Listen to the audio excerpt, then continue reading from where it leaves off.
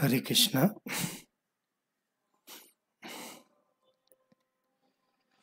जय राधा माधव कुंज बिहारी। जय राधा माधव कुंज बिहारी। जय राधा माधव कुंज बिहारी। जय राधा माधव कुंज बिहारी। जय गोपी जना वल्लभ गिरिवरधारी।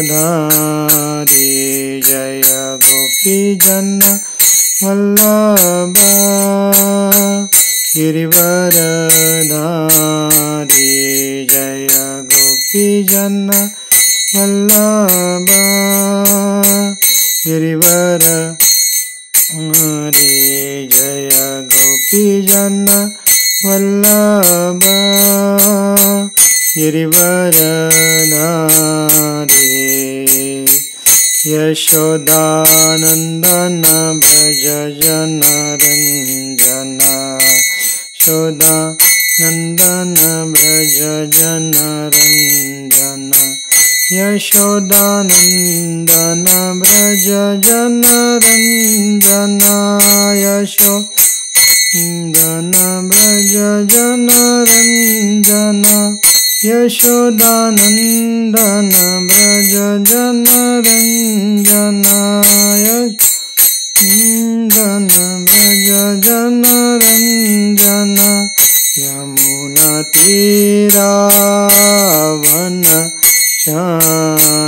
यमुना तीरावनचारी। यमुना तीरावनचारी। यमुना तीरावनचारी। जय राधा माधव कुंज बिहारी। जय राधा माधव कुंज बिहारी। जय राधा माधव कुंज बिहारी। जय राधा माधव कुंज बिहारी।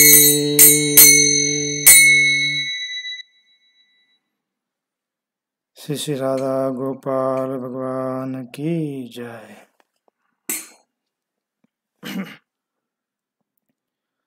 ओम नमो भगवते वासुदेवाय। ओम नमो भगवते वासुदेवाय। ओम नमो भगवते वासुदेवाय।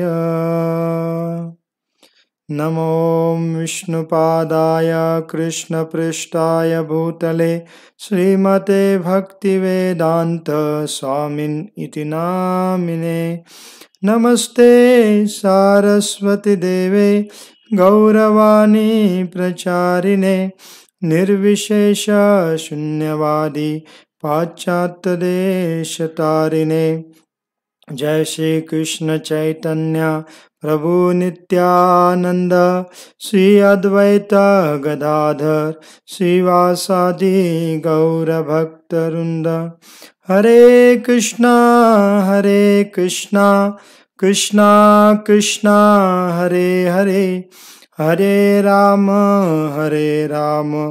राम राम हरे हरे।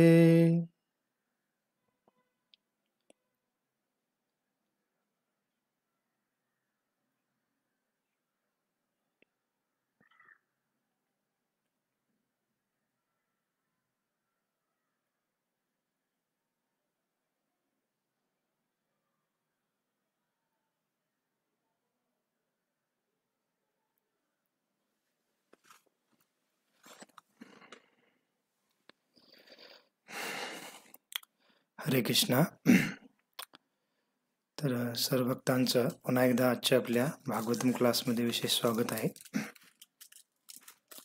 तर आपण भगवान श्रीकृष्ण आणि रुक्मिणी माता यांच्या विवाहाचा प्रसंग पाहत आहोत गेल्या काही दिवसापासून. तर त्याच्यामध्ये आपण काल पाहिलं की कृष्ण रुक्मिणीचं हरण करून कौंडिन्यपूर या ठिकाणून आपल्या रथातून त्यांना घेऊन निघतात आणि बलराम आणि कृष्णांचे जे लहान भाऊ आहे ते आणखीन एक दुसरे, त्यांचं नाव होतं गज. तर यांच्याद्वारे जरासंध, पौंड्रक, दंतवक्र, शाल्व या सर्वांच्या सेनेचा पराभव केला जातो. आणि शेवटी जो रुक्मिणीचा मोठा भाऊ होता तो कृष्णांना पकडण्यासाठी सैन्य घेऊन निघतो.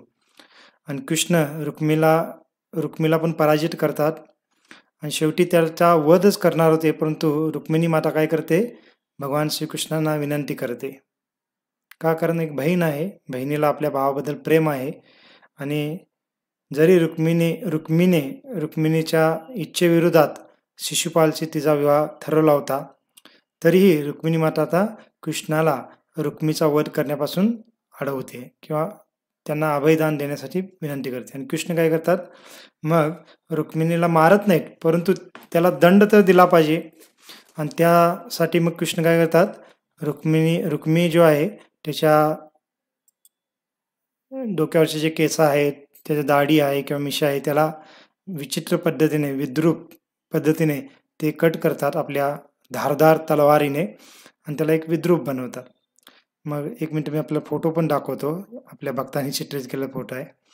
तर आपण पाहू शकता या फोटोमध्ये की कृष्णाने जो रुक्मी आहे त्याला उपरण्याने बांधलेला आहे, त्याचा हात आणि त्याचे पूर्ण शरीर. आणि कृष्ण आपल्या तलवारीने काय करतात, त्याची दाढी, त्याचे केस पूर्णतः वेगवेगळ्या ठिकाणी कट करून त्याला विद्रूप करतात. आणि रुक्मिणी माता पहा, भगवंतांना प्रार्थना करत आहे, त्यांना अडवत आहे.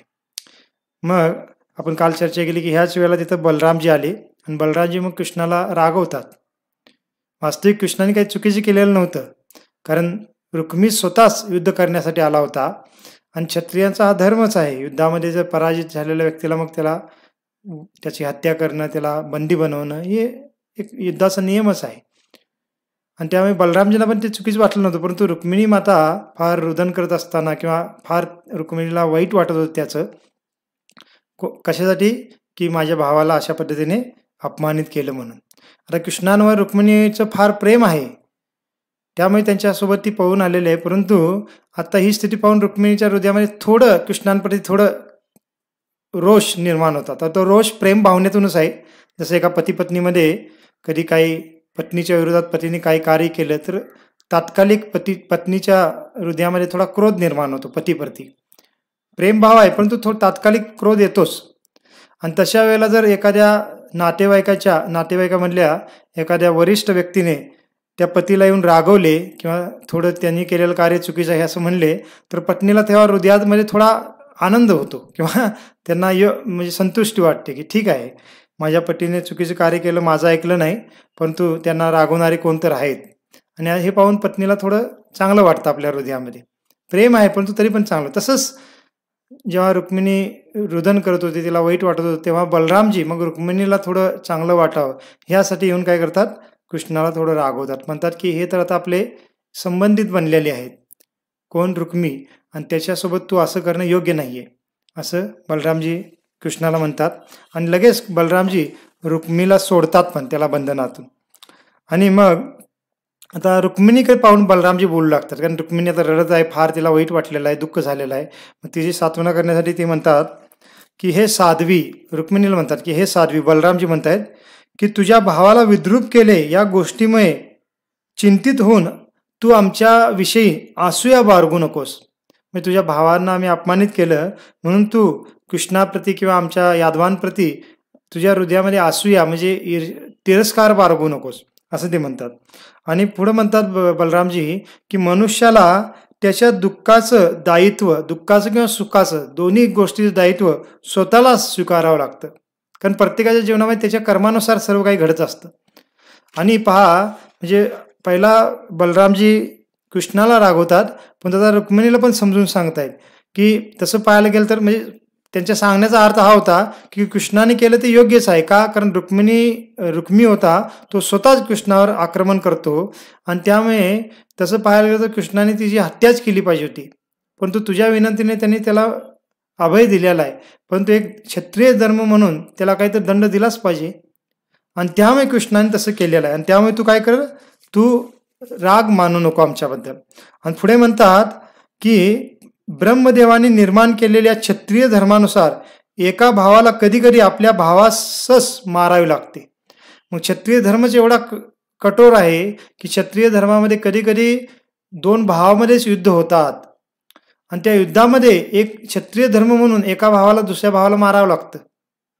तर हे घडतं आणि त्यामुळे आपण जे काय आपले संबंधित असतात ते त्यांच्याप्रती म्हणजे भौतिक ध्यात्मबुद्धीतून आपण ज्यादा आसक्ती दाखवली नको पाहिजे. अशा पद्धतीने बलरामजी रुक्मिणीला सांगत होते. आणि ते म्हणतात भगवंताची मायाशक्ती लोकांना आत्मस्वरूपाचे विस्मरण करवते. आता कृष्ण बलराम स्वतः भगवंत आहेत, परंतु एक मनुष्य लीला करतायत आणि म्हणून म्हणतात की जी भगवंताची शक्ती आहे, मायाशक्ती ती फार कशी आहे, कठोर आहे किंवा फार शक्तिशाली आहे, बलवान आहे. आणि ती काय करते, लोकांना आत्मस्वरूप विसरण्यास भाग पाडते. आणि व्यक्ती आत्मस्वरूप विसरतो आणि ध्यात्मबुद्धीमध्ये तो काहींना आपलं मित्र मानतो, काहींना आपले नातेवाईक मानतो आणि काहींना आपले शत्रू मानत असतो. पण तो शत्रू, नातेवाईक, मित्र हे सर्व तात्कालिक असतात, कोणीही शाश्वत नाहीये. असं बलरामजी म्हणजे एक प्रकारे आत्मसाक्षात्काराचं ज्ञानच रुक्मिणीच्या समोर बोलत होते. आणि म्हणतात की हा जो ध्येय आहे, हा ध्येय तर पंचमहाभूतांनी बनलेला आहे आणि त्रिगुणांच्या अधीन हा ध्येय आहे. आणि व्यक्ती काय करत असतो, या ध्येयामध्ये जन्मजन्मांतर भ्रमण करत असतो. आणि म्हणून हे रुक्मिणी, तू या ध्येयासंबंधित असणारे जे संबंधित व्यक्ती, नातेवाईक आहेत, त्यांच्याप्रती शोक करणं योग्य नाहीये. म्हणजे जसं कृष्णाने अर्जुनाला भगवद्गीतेमध्ये ज्ञान दिलेलं आहे, तशा पद्धतीचं ज्ञान बलरामजी इथं रुक्मिणीच्या समोर बोलत होते. का? कारण रुक्मिणीने शोक करू नये ह्यासाठी. का? कारण युद्ध म्हटल्यानंतर हे घडतच असतं. मग त्याच्यामध्ये युद्धामध्ये कोणी आपला असेल, कोणी परका असेल, किंवा युद्धामध्ये दोन युद्ध करणारे व्यक्ती दोन्ही आपले असू शकतात, परंतु त्या युद्धामध्ये एखाद्याचा पराजय होणार, एखाद्याचा विजय होणार. मग दोन्ही वेळेला जर आपण आसक्त असू त्या दोन्ही व्यक्तीशी, तर कोणी पण पराजित झालं किंवा कोणी जिंकलं तर आपल्यालाच दुःख होणार आहे. आणि त्या दुःखातून जर आपल्याला दूर राहायचं असेल तर आपण आसक्तीतून मुक्त असलं पाहिजे. आता ह्याच ठिकाणी पहा की कृष्ण विजयी झाले, रुक्मी पराजित झाला आणि म्हणून रुक्मिणी माता दुःख करत आहे. परंतु जर ह्याच युद्धामध्ये जर उलटं घडलं असतं, रुक्मी विजयी झाला असता आणि कृष्ण पराजित झाले असते, तर त्यावेळेला पण रुक्मिणीला दुःखच झालं असतं, त्यावेळेला पण तिने रुदन केलं असतं. तर बलरामजीचा सांगण्याचा अर्थ आहे की जी भौतिक आसक्तीचं फल हे असतं की भौतिक आसक्तीचं फल नेहमी दुःखामध्ये परिवर्तित होतं. आणि म्हणून हे रुक्मिणी, तू ह्या भौतिक संबंधामध्ये, नाते संबंधामध्ये आसक्त होऊ नकोत आणि ह्या आसक्तीला तू त्याग, असं ते म्हणतात. आणि पुढे म्हणतात, अज्ञानाने उत्पन्न झालेल्या आणि मनाला दुःख तथा मोह उत्पन्न करणारा हा शोक दिव्य तत्वज्ञानाने दूर करून आपल्या स्वाभाविक भावनेमध्ये हे रुक्मिणी तू स्थित हो, असं बलरामजी म्हणतात. बलरामजी आणखीन काही श्लोक आहेत, असे आत्मज्ञानाचे भरपूर वेगळे काही श्लोक बलरामजी सांगतात. आणि बलरामजीच्या द्वारे अशा पद्धतीने रुक्मिणी मातेला समजावून सांगितल्यानंतर रुक्मिणी माता शांत होते आणि त्यांचं मन स्थिर करते आणि दुःख सर्व त्यागून देते. आणि मग तिथून काय होतं की आणखीन एक फोटो आहे असाच, हाही फोटो आहे पहा, वेगळ्या भक्तांनी केलेला, की कृष्ण आहेत, रुक्मिणी माता आहे आणि रुक्मी जो आहे तो खाली बसलेला आहे, त्याची केस देऊन भगवंतांनी कापलेले आहेत. अशा पद्धतीने वेगवेगळे फोटो आहेत. ठीक आहे. मग काय होतं की आता कृष्ण त्याला तसंच तिथं सोडून, बलरामजी पण तिथंच सोडून आपल्या रथामध्ये बसून रुक्मिणीला तिथून घेऊन जातात. परंतु तिथं रुक्मिणीच्या जे रुक्मी होता त्याच्या मनामध्ये फारच आणखीनच ज्यादा क्रोध निर्माण झालेला होता.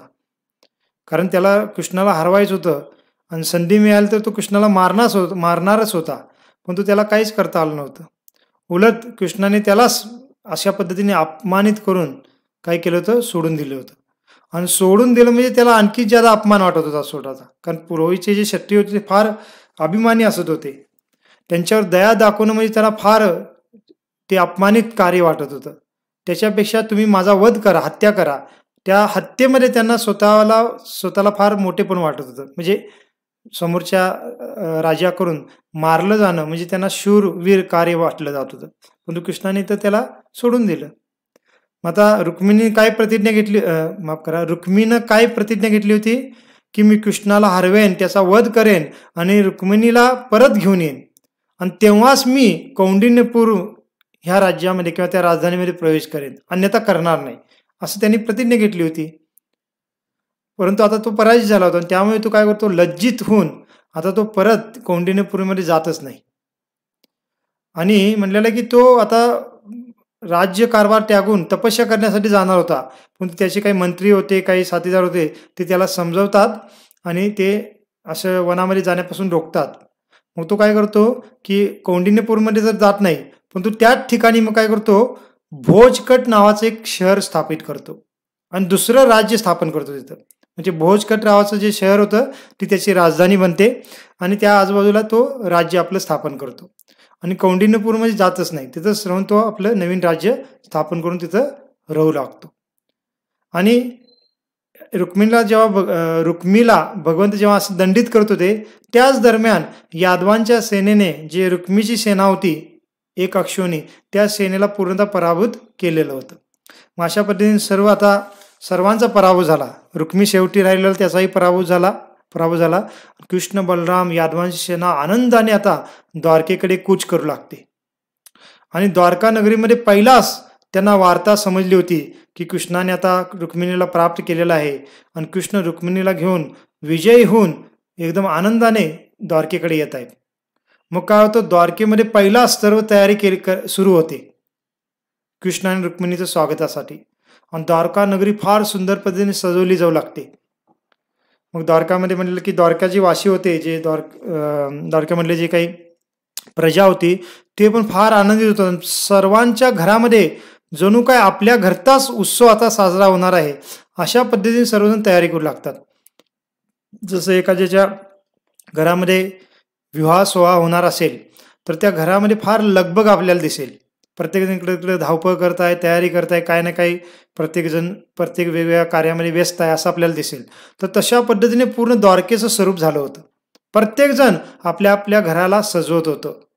काही जण रंगरंगोटी करत होते, काही जण आपल्या घराला फुलांच्या किंवा वेगळ्या झाडांच्या पानाचे तोरणे बांधत होते, काही जण घराच्या समोर सडा मारत होते, रांगोळ्या घालत होते. आणि सैनिकांच्या द्वारे जे द्वारकामध्ये मोठमोठे महामार्ग आहेत, उपमार्ग आहेत, त्या मार्गावर हत्तींच्या सोंडांतून काय केलं जात होतं, पाणी शिंपडलं जात होतं. म्हणजे ते पाण्याचा मारा करून ते पाणी शिंपडून ते रोड स्वच्छ केले जात होते. आणि मग त्या म्हणजे साध्या पाण्याला मारल्यानंतर पुन्हा त्या रोडवर किंवा त्या मार्गांवर फार सुंदर असं सुगंधित जल शिंपडलं जात होतं, जेणेकरून वातावरण पूर्णतः सुगंधित बनलेलं होतं. आणि प्रत्येक चौकामध्ये घरांच्या समोर सोन्याचे कलश उभे केलेले होते, त्याच्यामध्ये वेगवेगळे धान्य भरलेली होती आणि केळीची पानं ते लावून त्याला फार सुंदर पद्धतीने सजवलं गेलेलं होतं. घरांच्या समोर, दारांच्या बाजूला किंवा चौकांमध्ये केळीची खुंट आहेत किंवा वेगवेगळ्या झाडांची काही फांद्या आहेत, अशा बांधून त्या सर्व ठिकाणी सजावट केली गेलेली होती. घरांच्या वर, गोपुरांच्या वर वेगवेगळे फार सुंदर असे पताकाला बांधलेल्या होत्या आणि अशा पद्धतीने फार सुंदर तयारी केली जात होती कृष्ण आणि रुक्मिणीचं स्वागत करण्यासाठी. आणि ज्या दिवशी कृष्ण, बलराम आणि रुक्मिणीला घेऊन ते द्वारका नगरीमध्ये प्रवेश करतात तर सर्वजण कृष्ण आणि रुक्मिणींचं स्वागत करण्यासाठी तिथं उपस्थित झाले होते. ज्या माताजी लोक होत्या, स्त्रिया लोक, ते आपल्या आपल्या घराच्या गच्चीवर एकत्रित झाल्या होत्या. पुरुष लोक खाली होते.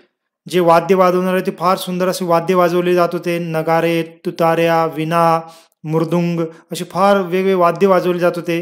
जे गायन करणारे आहेत ते गायन करत होते.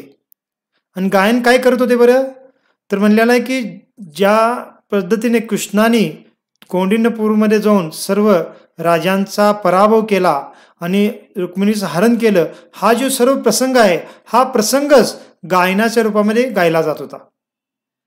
जसं अलीकडे वेगवेगळ्या राजांची पवाडे गायले जातात. तशा पद्धतीने कृष्णांच्या ह्या फार एकदम शूर कार्याचं वर्णन त्या गायनामध्ये केलं जात होतं. आणि नृत्य करत होते. ज्या नृत्य करणाऱ्या नृत्यांगना असतात ते नृत्य करतायत, गायन करतायत, वाद्य वाजवले जात आहेत. आणि जेव्हा अशा पद्धतीने ही पूर्ण मिरवणूक चालली आहे, सैन्य पुढं आहे, मागे रथ आहेत आणि त्या रथामध्ये एका रथामध्ये बलरामजी आहेत, एका रथामध्ये कृष्ण आणि रुक्मिणी माता आहेत. आपण चित्र आपल्या डोळ्यासमोर उभं करू शकता. आणि जर आपण खरोखर श्रद्धेने ऐकू, ध्यानपूर्वक ऐकू, तर आपल्याला वाटेल की आपण त्या द्वारकेमध्येच आहोत. आपण त्या उत्सवामध्ये पण सहभागी झालो असा आपल्याला अनुभव येऊ शकतो. आणि ज्या गच्चीवर एकत्रित झालेल्या ज्या स्त्रिया आहेत त्या वरून काय करतायत? पुष्पवृष्टी करत आहेत, नवविवाहित जे वधवरू आहेत त्यांच्यावर. आणि द्वारकावासी ही नवीन जोडी पाहून त्यांना इतका आनंद होत आहे. कृष्ण आणि जे रुक्मिणी माता आहेत त्यांना असं वाटत, ते त्यांना पाहिल्यानंतर सर्वांना वाटत आहे की वास्तविक हे दोघे एकमेकांसाठीच बनलेले आहेत. आणि दोघा म्हणजे कृष्णांचा सौंदर्य रुक्मिणी सोबत असल्यामुळे कृष्णांचं सौंदर्य वाढलेलं होतं असं त्यांना वाटतं. आणि रुक्मिणी पण फार सुंदर आहे, परंतु कृष्णाच्या सोबत असल्यामुळे रुक्मिणी पण आणखी ज्यादा सुंदर दिसत आहे असं ते विचार करत आहेत. आणि फार आनंदाने डोळे बघून पाहत सर्वजण आशीर्वाद देत आहेत. जे वयस्कर लोक आहेत ते मनोमन आणि स्वागत करत आहेत कृष्ण आणि रुक्मिणीचं. आणि मग जे मुख्य महल आहे तिथं मग वसुदेव आहेत, देवकी माता आहेत, रोहिणी माता आहेत, आणि बलरामजींची पत्नी रेवती माता आहेत, उग्रसेन आहेत, अक्रूरजी आहेत. हे सर्वजण तिथे एकत्रित झालेले आहेत, सर्व कृष्ण बलराम आणि रुक्मिणी मातेचं स्वागत करण्यासाठी. आणि कृष्ण आणि रुक्मिणी मातेची ओवाळणी केली जाते, आरती ओवाळली जाते, सर्वांचं फार सुंदर पद्धतीने स्वागत केलं जातं. आणि स्वागत केल्यानंतर काय होतं, माता मग महलामध्ये प्रवेश केल्यानंतर मग एक योग्य दिवस निश्चित केला जातो विवाहासाठी. आणि त्याच्या अगोदर बाकीच्या आणि तयारी सुरू होतात. तयारी म्हणजे काय की इथं वर्णन आहे की द्वारका नगरीमध्ये आता भरपूर वेगवेगळ्या राजांना आमंत्रित केलं जातं, कारण कृष्णांचा विवाह आहे. त्यामुळे एकदम फार वैभवशाली पद्धतीने, ऐश्वर्यशाली पद्धतीने तो विवाह केला जाईल आणि सर्व राजांना आमंत्रित केलं जातं. मग कृष्णांचा द्वेष करणारे त्यांना सोडून ते येणारच नाहीत. बाकी जे फार म्हणजे कृष्णांच्या प्रती समर्पित शरणागत जे राजे आहेत, यादवांचे जे मित्र आहेत, अनुकूल असे जे राजे आहेत, त्या सर्वांना आमंत्रित केलं जातं. आणि आपण विचार करू शकतो की आता सध्या जर एखाद्या फार धनवान व्यक्तीच्या घरच्या मुलाचा किंवा मुलगीचा जर विवाह असेल तर तो किती मोठ्या थाटामाटात साजरा केला जातो. मोठा एखादा हॉल बुक केला जातो. त्यांच्या घरामध्ये पहिलाच काही दिवसापासून भरपूर काही धावपळ चालू असते, पाहुणे आलेले असतात, सर्वजण नवीन कपडे घालून इकडे तिकडे लगबग चालू असते, भरपूर काही सर्व गोष्टी खरीदारी चालू असते, सर्व काही चालू असतं. मग विचार करा द्वारकेमध्ये काही वातावरण असेल. आणि द्वारका साधारण नाही, द्वारका तर भगवंताची शाश्वत धाम आहे, जे आध्यात्मिक जगामध्ये पण वास करतं किंवा तिथं पण आहे. तेच धाम द्वारका इथं प्रकट झालं होतं. आणि पहिलाच द्वारका फार पहिल्या याच्या म्हणजे जसं निर्माण केलेलं सामान्य, पण त्यावेळेलाच ती फार सुंदर होती. परंतु आत्ता त्या द्वारका नगरी सुंदर आणखीन कितीतरी पटीने वाढलेलं होतं. आणि गर्गमुनी आपल्या ग्रंथामध्ये लिहितात की ती वैभव का वाढलेलं होतं, कारण त्या ठिकाणी सौभाग्याची देवी रुक्मिणी माता म्हणजे स्वयं लक्ष्मी माता आहेत, त्या आता द्वारकेमध्ये प्रवेश केल्या होत्या. आता कृष्ण पहिला द्वारकेमध्ये वास करतच होते, त्यामुळे द्वारका पहिलाच फार वैभवशाली आणि सुंदर आणि एकदम पवित्र, फार दिव्य दिसत होती. पण आता भगवंतांची नित्य संगिनी आदिशक्ती रुक्मिणी माता पण तिथं आलेले आहेत. आणि त्यामुळे द्वारकेचं वैभव किंवा तिची शोभा आणखीनच वाढली असं म्हणलेलं आहे. आणि द्वारकावासी तर इतके आनंदित होते हे सर्वच कार्य करत असताना, सेवा करत असताना. आणि सर्व काही तयारी केली जाते. राजे येतात, राजांच्या ज्या राण्या असतात त्या पण आलेल्या असतात. आणि ह्या राजे जे येतात, राजा राणी जे येतात वेगळ्या राज्यांचे, तर ते जेव्हा हा प्रसंग ऐकतात की कृष्णाने रुक्मिणीचं कसं हरण केलं, वेगवेगळ्या राजांचं कसं राजांचा पराभव केला, हे सर्व ऐकल्यानंतर ते सर्व राजा राणी काय होतात, ज्या राजा आहेत किंवा त्यांच्या राण्या आहेत, राजकुमारी आल्या होत्या इतर, त्या सर्वजण विस्मयचित म्हणजे विस्मयकारक होतं. त्यांना फार एकदम आश्चर्य वाटतं, किती अद्भुत हे कार्य आहे. आणि अशा पद्धतीने सर्व तयारी होत असताना तो दिवस उजाडतो ज्या दिवशी कृष्णांचा आणि रुक्मिणीचा विवाह होणार आहे. तर खरोखर आपल्या सर्वांचं भाग्य आहे की आपण हा प्रसंग आता ह्या कालावधीमध्ये ऐकत आहोत. कारण गर्ग संहितेमध्ये म्हणलेलं आहे की जेव्हा कृष्णांचा विवाह झाला तो कोणता महिना होता? तो मार्गशीर्ष महिना होता, असं म्हणलेलं आहे. आपण काय आपल्याला विचार नव्हता, पण तो योगायोग पहा की आपण पण आता मार्गशीर्ष महिन्यामध्येच हा प्रसंग श्रवण करत आहोत. तर आपल्या महाराष्ट्रामध्ये आता मार्गशीर्ष महिना सुरू नाही झाला, आपण अमावस्यापासून पकडतो. परंतु उत्तर भारतामध्ये, गुजरातमध्ये आता पौर्णिमेपासून, परवाच्या पौर्णिमेपासून, कार्तिक पौर्णिमेपासून मार्गशीर्ष महिना सुरू झालेला आहे. मग एक्झॅक्टली तिथी सांगितली नाही गर्गसंहितेमध्ये की कोणत्या तिथीमध्ये तो विवाह झाला होता. कारण बराच दिवस झाला असेल, विवाहाचे वेगवेगळे जे प्रोसिजर असतात, विधी असतात ते चालले असतील. त्यामुळे त्यांनी सांगितले मार्गशीर्ष महिन्यामध्ये विवाह झालेला आहे. कदाचित 1 महिना पूर्ण विवाहच चालला असेल. का? कारण एवढे वैभवशाली पद्धतीने विवाह त्यावेळेला होत होते. आणि पहा, आपण ह्या मार्गशीर्ष महिन्यामध्येच हा प्रसंग श्रवण करत आहोत. त्यामुळे खरोखर आपण जर हे प्रसंग श्रद्धेने ऐकलो तर जो लाभ द्वारकावासियांना त्यावेळेला त्या विवाहामध्ये सम्मिलित होऊन प्राप्त झाला होता, तोच लाभ आपल्याला आत्ता श्रवण करून प्राप्त होऊ शकतो. पण तो होऊ शकतो असंच आपण म्हणतो नेहमी. का? कारण कंडिशन अप्लाय आहे. कंडिशन अप्लाइड काय आहे? की तेवढी श्रद्धा असली पाहिजे, ध्यानपूर्वक आपण श्रवण केलं पाहिजे. भगवंतांना आपण पूर्ण पुरुषोत्तम भगवंत म्हणून स्वीकारलं पाहिजे, मग त्यावर आपल्याला लाभ मिळणार. तर अशा पद्धतीने ती तयारी सुरू होती. मग आता एक फोटो आपल्याला दाखवेन पुन्हा की कशा पद्धतीने मग त्यांचा विवाह सोहळा संपन्न होतो त्या दिवशी.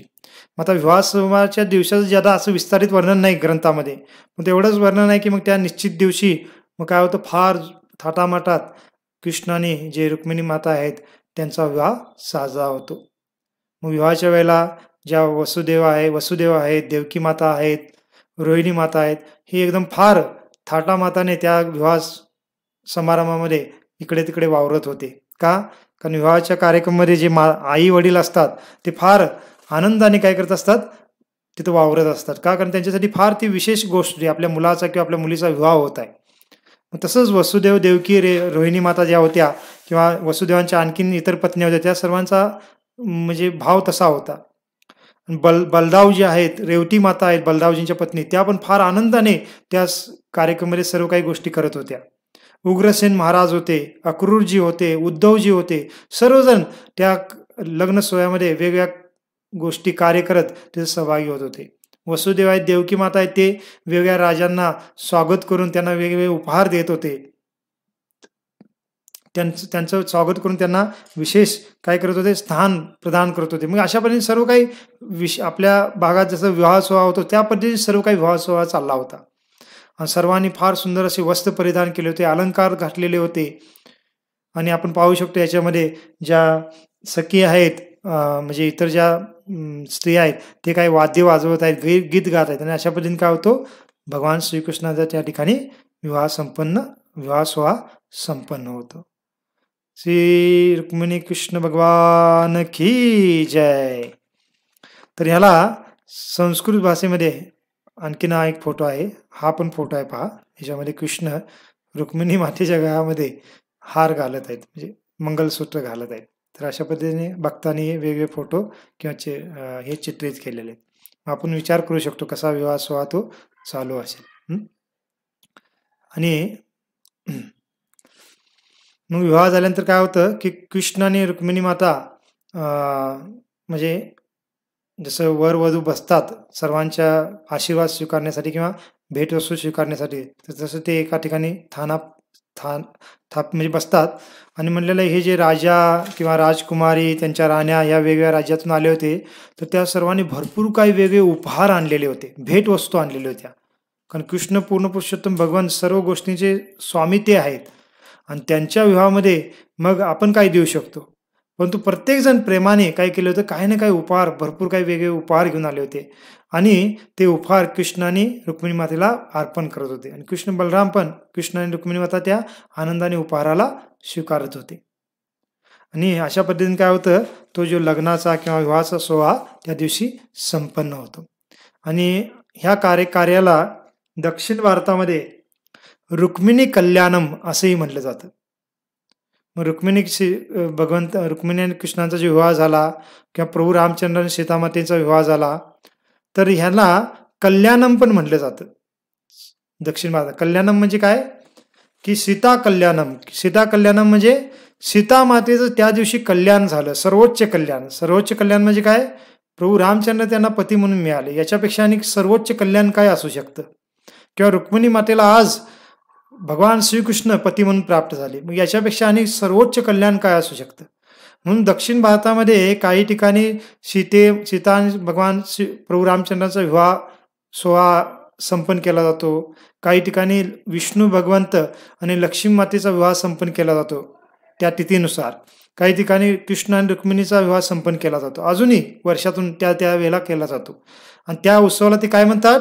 रुक्मिणी कल्याणम महोत्सव किंवा सीता कल्याणम महोत्सव, लक्ष्मी माता कल्याणम महोत्सव असं त्याला म्हणतात ते. का? कारण ह्या दिवशी रुक्मिणी मातेचं कल्याण झालं, सर्वोच्च कल्याण झालं. आणि अशा पद्धतीने हा विवाह सोहळा संपन्न होतो. आणि जे द्वारकावासी आहेत ह्या नवीन जोडीला पाहून आणखीनच ज्यादा आनंद होतात. सर्वजण आपल्या मनोमन आशीर्वाद देतात आणि बाकी जे आहेत एकदम जवळते त्यांना तर कृष्ण आणि रुक्मिणीचा जवळ जाऊन त्यांचा चरण स्पर्श करून आशीर्वाद घेतात. आणि अशा पद्धतीने हा विवाहाचा कार्यक्रम संपन्न होतो. आणि खरोखर आपण भाग्यशाली आहोत की आज हा विवाहाचा कार्यक्रम आपण ऐकू शकलो. का? कारण गर्ग मुनी हा प्रसंग सांगत असताना शेवटी सांगतात की जो कोणी ह्या कृष्ण आणि रुक्मिणी मातेच्या विवाहाचा प्रसंग आला, म्हणजे मग प्रसंग म्हणजे आजचा श्रवण केला तोच नाही, केव्हापासूनचा प्रसंग?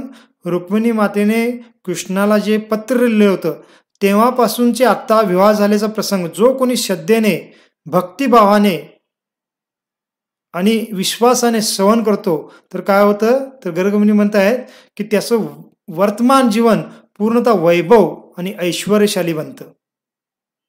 आणि ह्या जन्माच्या नंतर म्हणजे मृत्यूनंतर त्याला भगवंताच्या धामाची प्राप्ती होते, असं गर्गमुनी सांगतात. म्हणजे किती मोठं फळ आहे पहा या प्रसंगाचं श्रवण करण्यात. फलश्रुती की काय होतं की त्याचं वर्तमान जीवन ऐश्वर्यशाली बनतं. का बनतं? कारण ह्या विवाहामध्ये ज्या रुक्मिणी माता आहेत त्या कोण आहेत? त्या सौभाग्याच्या देवी आहेत, साक्षात लक्ष्मी माता आहेत. आणि आपण या वर्तमान जीवनामध्ये पण पाहतो, भौतिक जीवनामध्ये पण एखाद्या पती म्हणजे एखाद्या जोडप्याचा जेव्हा विवाह होतो, नवीन विवाह, तर सामान्यतः जे माताजी लोक असतात, स्त्रिया असतात, त्यांना त्यांच्या विवाहाच्याबद्दल चर्चा करणं, विवाहाच्याबद्दल बोलणं किंवा जर फोटो पण काढले असतील तर पुन्हा पुन्हा काढून पाहणं हे फार आवडत असतं. स्वाभाविक त्यांची रुची असते त्याच्यामध्ये. तर पहा, रुक्मिणी मातेंचा त्यांच्या सर्वात प्रिय त्यांनी आयुष्यभर ज्या कृष्णांसोबत विवाह करण्याचं इच्छा व्यक्त किंवा धारण केली होती, ती इच्छा आता ह्या विवाहामध्ये पूर्ण झाली होती. मग त्या प्रसंगाबद्दल जेव्हा आपण चर्चा करतो किंवा श्रवण करतो, स्मरण करतो, तर मग रुक्मिणी मातेला किती आनंद होत असेल. फार आनंद होतो रुक्मिणी मातेंना ह्या प्रसंगाला आपण पुन्हा पुन्हा श्रवण केल्यानंतर, चर्चा केल्यानंतर.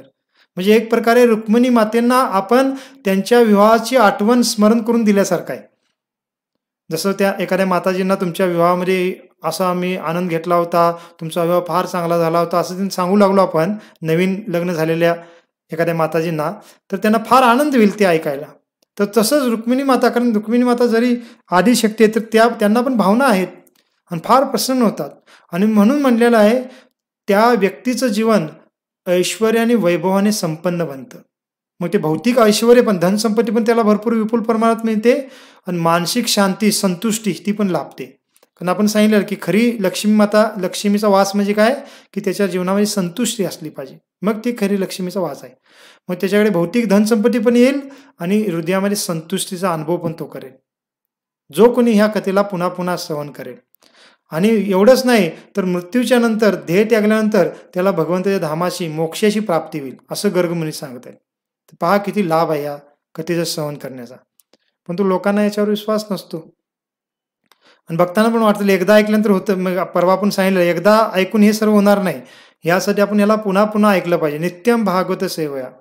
मग भगवंताच्या, रुक्मिणी मातेच्या विवाहाचा प्रसंग ऐका किंवा आणि इतरही भगवंताच्या संबंधित प्रसंग असतील, मग त्यावेळेला आपल्याला हे सर्व लाभतं.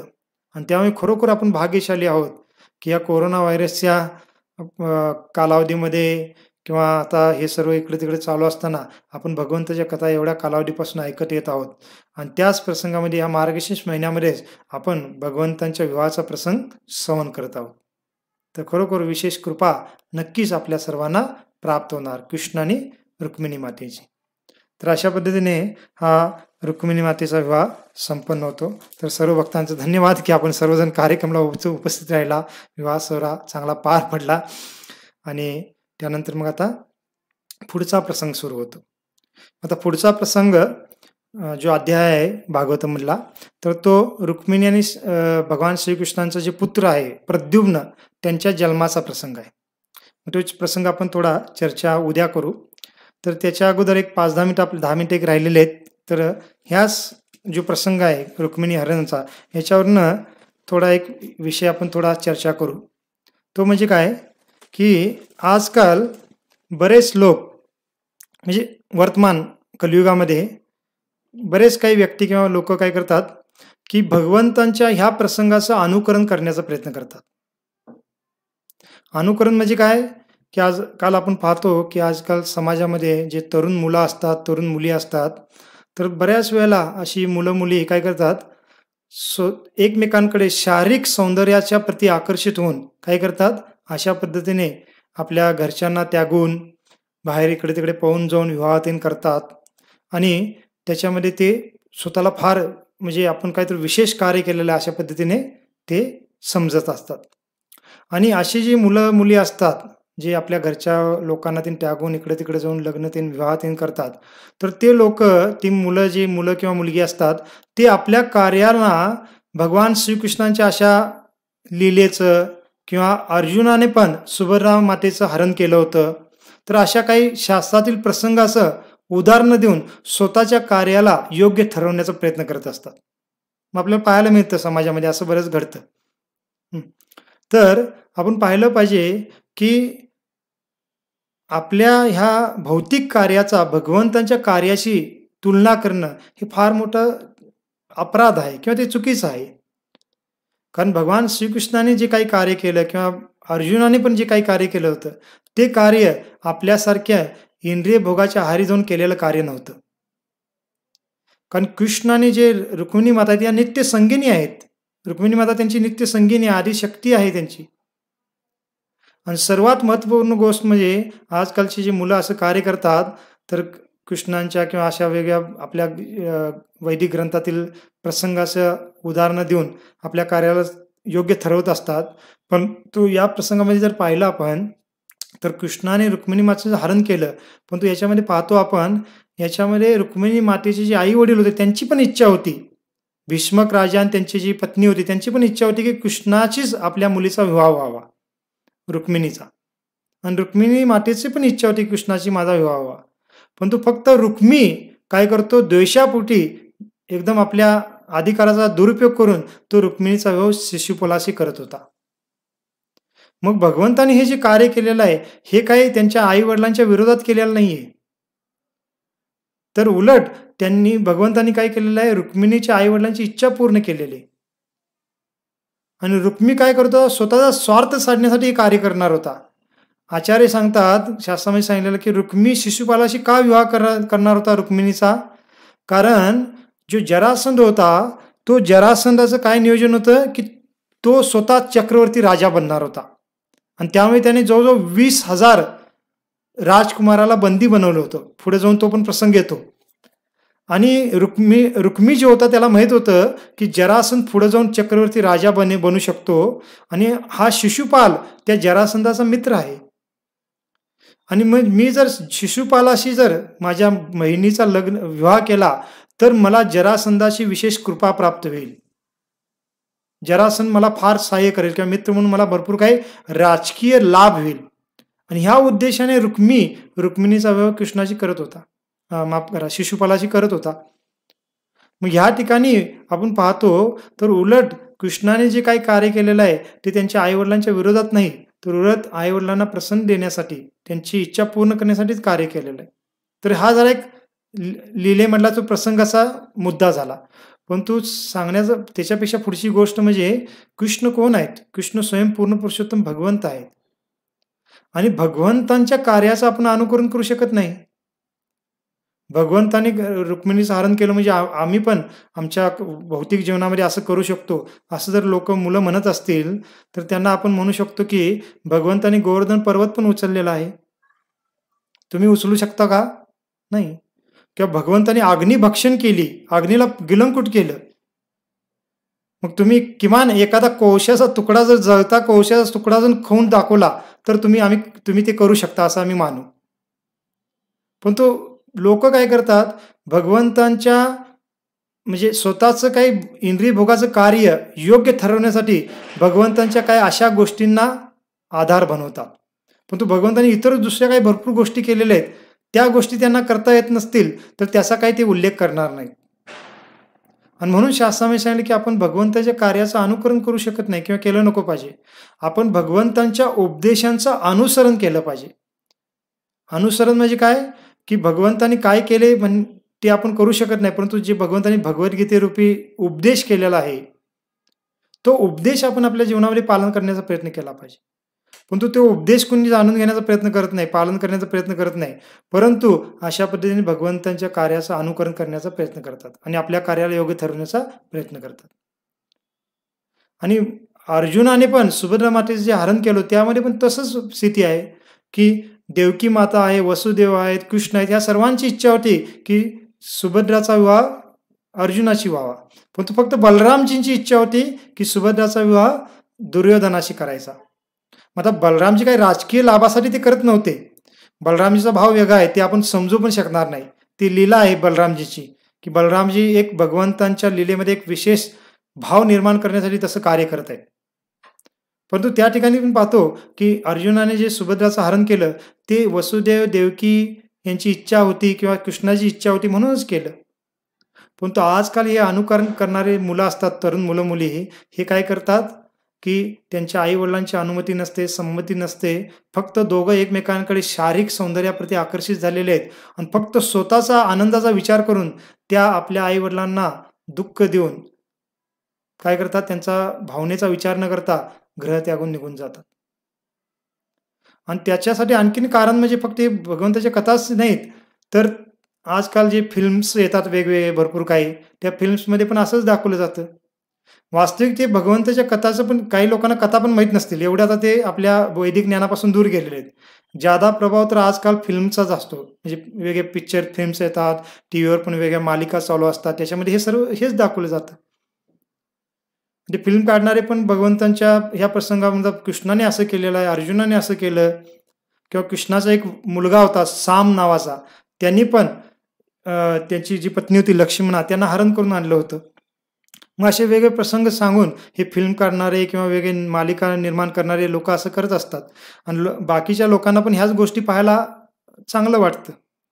आणि त्यामुळे आजकालच्या मुलांना काय वाटतं, मुलामुलींना, त्या मुलांना वाटतं की त्या फिल्ममधला जो हिरो आहे तो हिरो म्हणजे मीच आहे.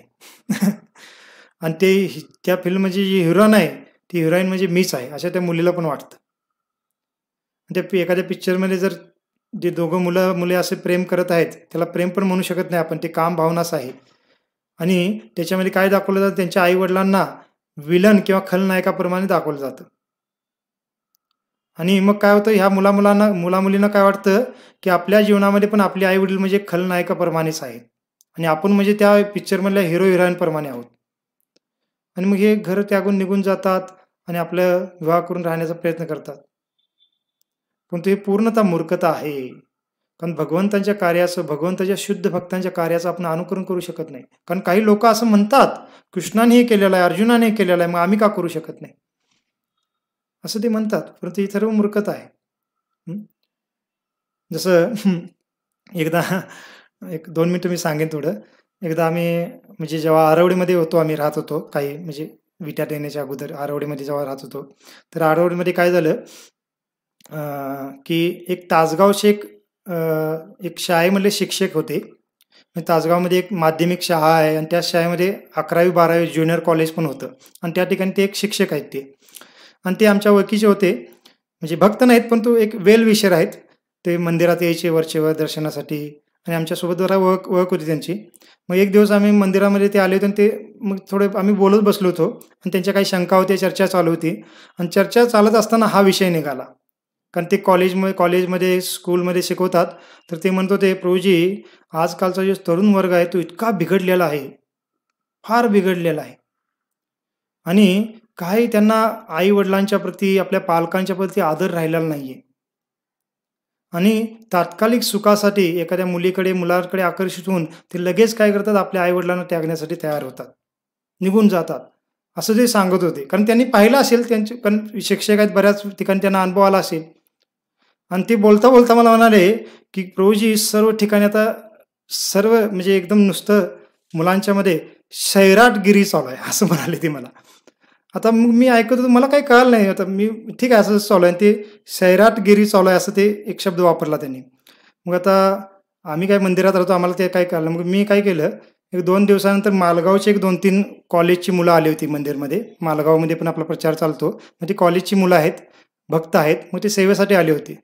मग त्यांना विचारलं मी, की की हे सैराटगिरी म्हणजे काय? असं मी त्या मुलांना विचारलं, की शिक्षक असं-असं म्हणत होते आणि त्या शिक्षकांना मी विचारलं नाही, कारण शिक्षकाला ते काहीतरी वेगळं वाटलं म्हणून त्यांना काही मी विचारलं नाही.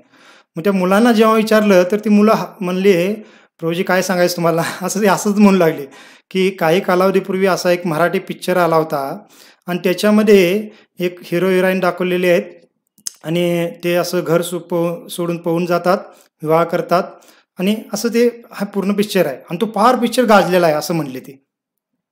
आणि प्रभूजी म्हणले तो पिक्चर आल्यापासनं हे जे पळून जाऊन लग्न करणं आणि हे जे कार्य करणं इतकं वाढलेलं आहे आणि त्यामुळे सरांनी तसं बोललं असतील असं ते म्हणले. मग मी म्हटलं मग हे काय आत्ताचा पिक्चर आला म्हणून झालं असं नाही. तर असे कितीतरी पिक्चर येतच आहेत कितीतरी कालावधीपासून आणि आता भविष्यात पण येतच राहतील. का? कारण अशा पद्धतीने हे मीडियामधले लोक किंवा असे जे मनोरंजन कार्यामधले जे काही क्षेत्रातले लोक असतात ते अशा पद्धतीने सर्व काही समाजाला चुकीचं ज्ञान देत आहेत किंवा दाखवत आहेत.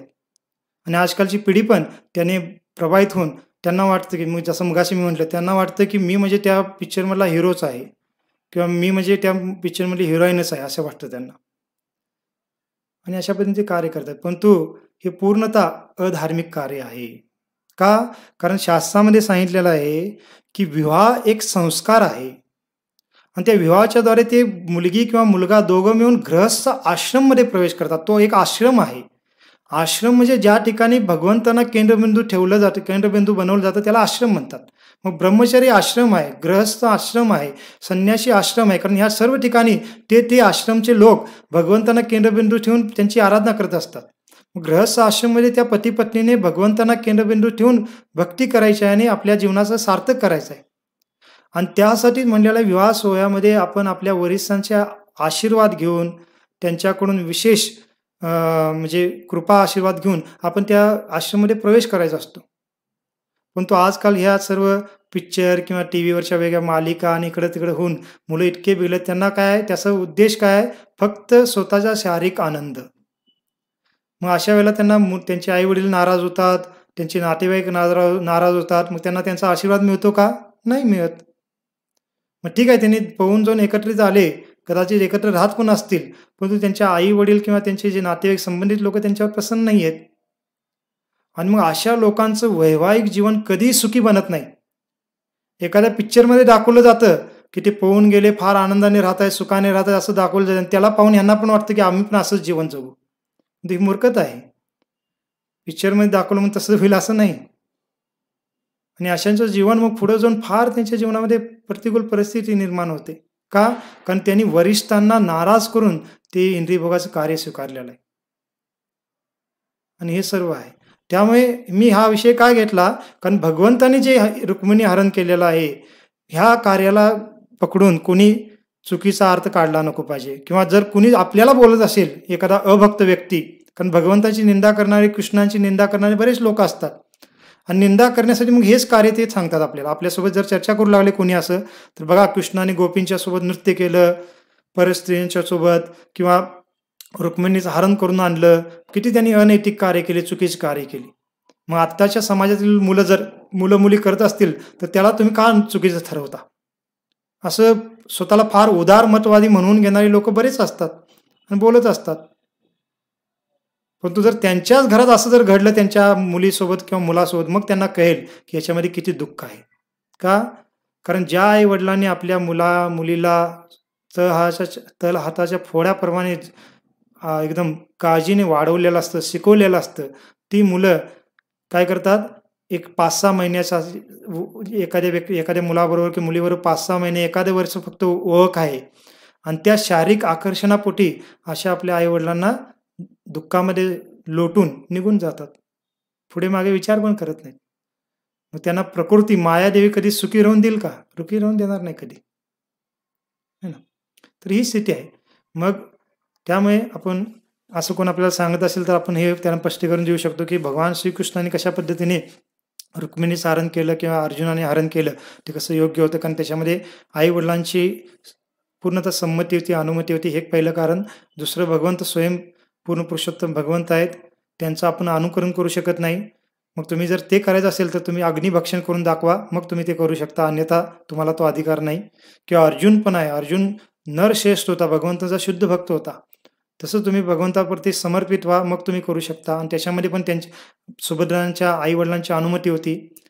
मग हे सर्व आपण त्यांना सांगू शकता, म्हणजे असे जे कोण बोलत असतील तर.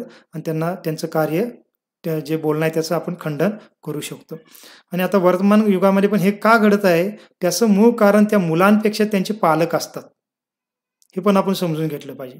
कारण अशी कार्य कोणाच्या घरात घडतात, ज्या घरातली पालक असतात, म्हणजे आई वडील असतील, कोणी पण त्यांचे वरिष्ठ घरामधले सदस्य असतील, ते लोक पण पूर्णतः इंद्रिय भोगाचं जीवन जगत असतात.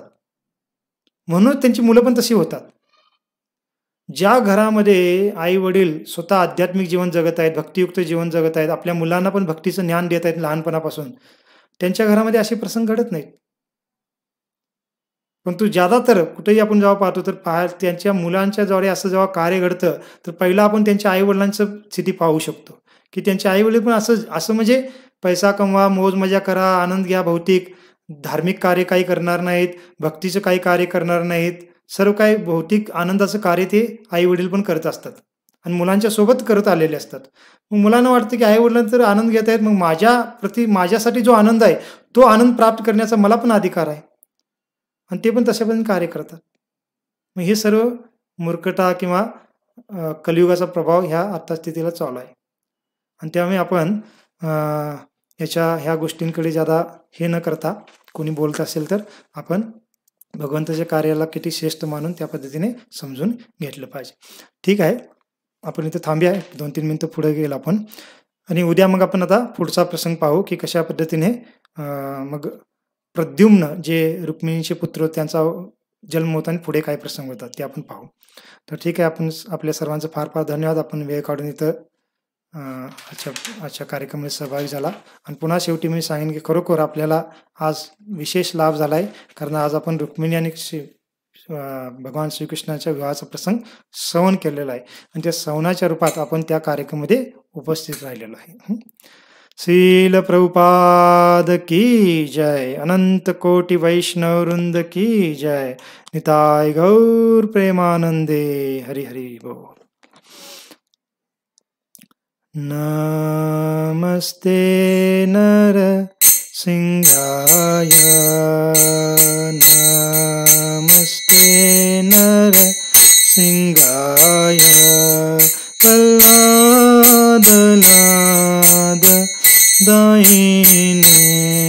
प्रह्लाद लाद दायिने. हिरण्या कशीपुर्वक्ष. हिरण्या कशीपुर्वक्ष. शिलटङ्कनकालये.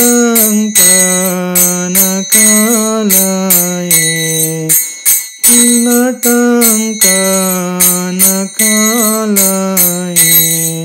इतो न सिंगापर. तो न सिंगा. इतो न सिंगापर. तो न सिंगा. यतो यतो यामि ततो न सिंगा. यतो यतो यामि ततो न सिंगा. बहिर्न सिंगा हृदयेन सिंगा. बहिर्न सिंगा हृदयेन सिंगा. नर सिंहमदीं शरणं प्रपदे. नर सिंहमदीं शरणं प्रपदे.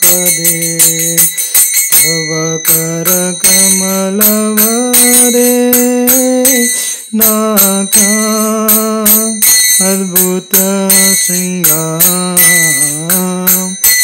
दलिता हिरण्यकशिपु मनुभृंगा केशवदूता नरहरि रूपा जय जगदीश हरे जय जगदीश हरे जय जगदीश हरे तव कर कमलवरे काका अद्भुत सिंहाम दलिता हिरण्यकशिपु तनुभृंगा केशवदूता नरहरि रूपा जय जगदीश हरे जय जगदीश हरे जय जगदीश हरे जय विघ्न विनाशक नृसिंहदेव विघ्न विनाशक नृसिंहदेव जय विघ्न विनाशक नृसिंहदेव विघ्न विनाशक नृसिंहदेव जय प्रहलाद महाराज प्रहलाद महाराज प्रहलाद महाराज जय प्रहलाद महाराज प्रभुपाद प्रभुपाद प्रभुपाद प्रभुपाद जय जय प्रभुपाद प्रभुपाद प्रभुपाद प्रभु नित्य गौर हरि बोल हरि बोल हरि बोल हरि बोल नित्य गौर हरि बोल हरि बोल हरि बोल हरि बोल।